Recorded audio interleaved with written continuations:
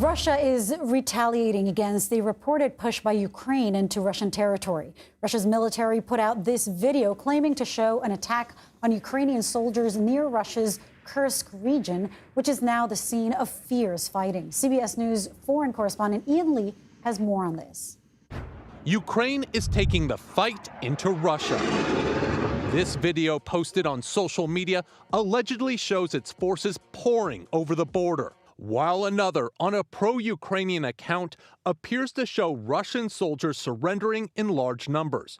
Moscow is scrambling to block the advance with artillery and airstrikes.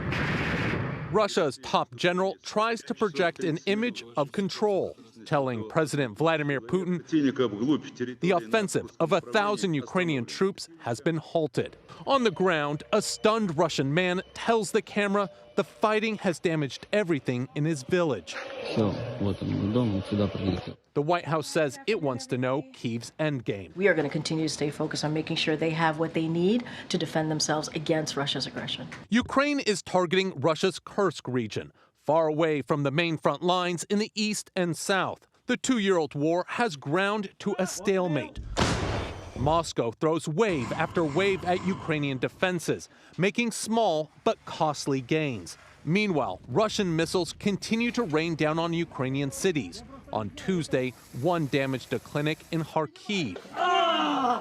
Ukraine hopes the recently delivered F-16 fighter jets can protect its skies and help turn the tide of the war.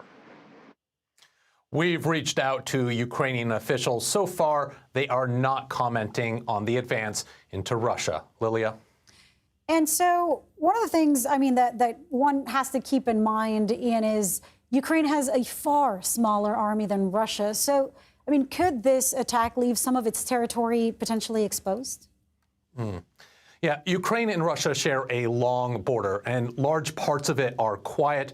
Over the past 2 years, Ukraine has fortified defenses along it in case Russia opens up another front. Now, Russia, it seems like, hasn't done the same. So by launching an assault into Russia, Moscow will have to divert critical resources and manpower away from the other fronts, which could ease the pressure on Ukrainian troops defending. The incursion is also embarrassing for Russian President Vladimir Putin.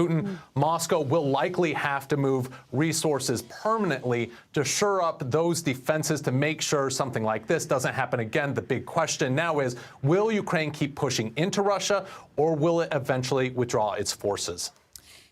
Well, Ian, I'd love for you to shift gears because you are in London. What can you tell us about these anti-immigrant riots around the country for the last several days since that deadly stabbing attack in July, and about the counter-protests, the anti-racist counter-protests that have emerged as well?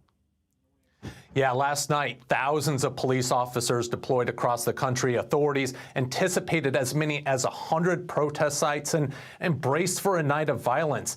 It never happened. We were at one immigration center, and instead of far-right protesters, we saw counter-demonstrators dominating the street. Politicians have promised swift justice against any unrest, and judges have already handed down some pretty heavy sentences. But it isn't over. There are calls for further protests this weekend, and cracking down on them may bring some temporary calm. Also, you're seeing these thousands of people going out in the streets against these far-right protesters, calling for unity, saying migrants are welcome. But many people here see a national crisis unfolding. They say that uncontrolled migration is a problem in the UK, and they want to see them solve that. Previous governments in the UK have tried to stem migration. So it is an issue that politicians are going to be dealing with, and it likely will see more protests in the future. Lilia? Thank you so much, Ian Lee at our London Bureau.